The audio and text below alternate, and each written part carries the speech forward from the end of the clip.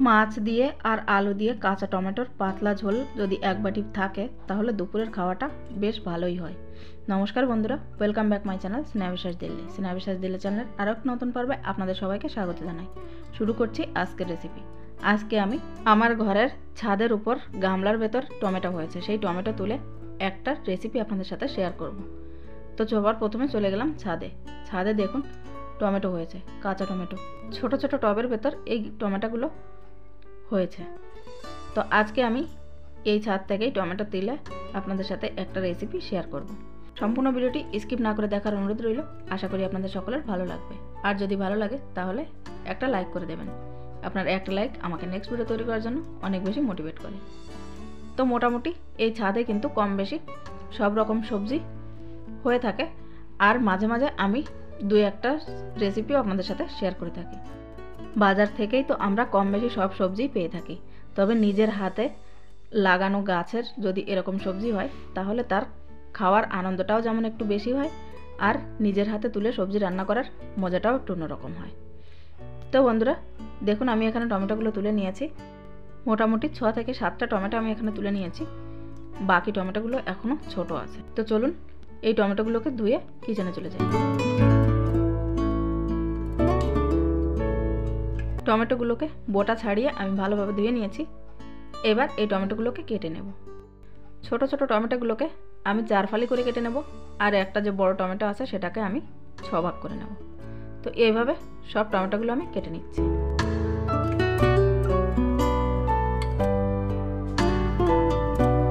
সবগুলো টমেটো কেটে নেওয়া হয়ে গেছে। এইবার এই টমেটোগুলোকে বাটিতে তুলে সাইড করে নেব। আর এখানে নিয়ে নিয়েছি 4 থেকে 5টা আলুগুলোকে এরকম লম্বা লম্বা করে কেটে নিয়েছি। এরপর নিয়ে নিয়েছি 5 পিস মাছগুলোকে লবণ আর হলুদ দিয়ে একটু মেখে রেখে দেব।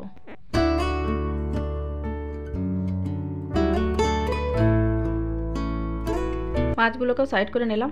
এরপর চলো একটা কড়াই বসিয়ে দিলাম। কড়াইতে প্রথমে একটা ভাজা মশলা তৈরি করে নেব। সেজন্য দিয়ে দিচ্ছি 1/2 টিস্পুন গোটা ধনে, দিয়ে দিলাম 1/2 টিস্পুনের মতো গোটা জিরে, আর দিয়ে দিচ্ছি অল্প কিছু মানে 1/4 টেবিল স্পুন মৌরি। এই সব কিছুকে একটু শুকনো খোলায় ভেজে নেব। খুব সুন্দর একটা ধোঁয়া যখন উঠে যাবে আর মশলার কালারটা একটু চেঞ্জ হয়ে যাবে, তখন এই মশলাগুলোকে একটা পাত্রে নামিয়ে নিচ্ছি। নামিয়ে ঠান্ডা করে নেব এবং এই মশলাগুলোকে গুঁড়ো করে নেব। এরপর কড়াইতে দিয়ে দিচ্ছি পরিমাণ মতো তেল। প্রথমে আমি মাছগুলোকে ভেজে নেব। এক পিস করে মাছ তেলের ভেতরে দিয়ে দেবো, তেলটা যেন খুব ভালোভাবে গরম হয়। মাছগুলো দিয়ে উল্টে পাল্টে বেশ লাল লাল করে ভেজে নিতে হবে। মোটামুটি কম বেশি সবাই এই রেসিপিটা আমরা জানি, কিন্তু আজকে আমি নিজের ঘরের ছাদের উপর থেকে টমেটো তুলে এই রেসিপিটা তৈরি করেছি। ভাবলাম আপনাদের সাথে শেয়ার করি, তাই রেসিপিটা শেয়ার করছি। খেতে কিন্তু খুব অসাধারণ লাগে এই রেসিপিটা। গরম গরম ভাতের সাথে দুপুরবেলায় এক বাটি এই তরকারি হলে অন্য কোনো কিছুরই প্রয়োজন পড়বে না। তো বন্ধুরা, মাছগুলো এক সাইড খুব ভালোভাবে ভেজে নেওয়া হয়ে গেছে। এবার এই মাছগুলোকে আমি উল্টে নিচ্ছি। এরপর অপর সাইডও লাল হয়ে গেলে তারপর মাছগুলোকে তুলে নেব। মাছগুলো তুলে নেওয়ার পর কড়াইতে যে তেল ছিল সেই তেলের ভেতরেই কেটে নেওয়া টমেটোগুলো দিয়ে দেবো এবং 2 থেকে 3 মিনিটের জন্য টমেটোটাকে একটু হালকা করে ভেজে নেব। খুব বেশি ভেজে নেওয়ার প্রয়োজন নেই, একটুখানি কালার চেঞ্জ হয়ে গেলে টমেটোগুলোকে তুলে নেব। মিনিট খানেক নাড়াচাড়া করে নেওয়ার পর টমেটোর ভেতরে দিয়ে দেব লবণ এবং হলুদ। তারপর আরও মিনিট খানেক ফ্রাই করার পর টমেটোগুলোকে তুলে নেব। এরপর ওই তেলের ভেতর আরও একটু তেল দিয়ে দেব। তেলটা গরম হয়ে গেলে এর ভেতর ফোড়নের জন্য দিয়ে দিতে হবে কালো জিরেটাকে একটু নাড়িয়ে নেব। তারপর এর ভেতরে দিয়ে দেব আগে থেকে কেটে রাখা আলুগুলো দিয়ে বেশ ভালোভাবে একটু লাল লাল করে ভেজে নেব। আলুগুলো একটু ভাজা ভাজা হয়ে গেলে এর ভেতরে সমস্ত মশলাগুলো দিয়ে দেব। প্রথমে দিয়ে দিচ্ছি লবণ, তারপর দিয়ে দেব হলুদ, সাথে কাশ্মীরি লাল লঙ্কার পাউডার একটু দিয়ে দিলাম, আর দিয়ে দেবো কাঁচা লঙ্কা বাটা। আপনারা যদি চান এখানে কাঁচা লঙ্কার পরিবর্তে শুকনো লঙ্কার পাউডারও ব্যবহার করে নিতে পারেন। ব্যাস, আর কোনো মশলা দেব না। এইবার এই সব কিছুকে আলুর সাথে একটু ভালোভাবে কষিয়ে নেব। সব মশলা আলুর সাথে ভালোভাবে কষিয়ে নেওয়া হয়ে গেলে এর ভেতরে দিয়ে দেব পরিমাণ মতো জল। জলটা দেওয়ার পর সব কিছুকে একবার নাড়িয়ে নেব, তারপর ঢাকা চাপা দিয়ে দেব যতক্ষণ না আলুগুলো সম্পূর্ণ সেদ্ধ হয়ে যাচ্ছে। আলুগুলো সেদ্ধ হওয়ার পরেই কিন্তু টমেটোটা দিয়ে দিতে হবে।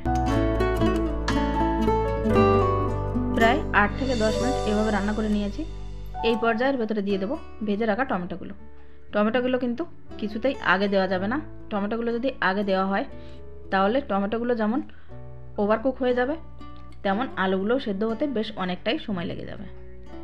তো এইভাবে আরও প্রায় 4 থেকে 5 মিনিট রান্না করে নিয়েছি।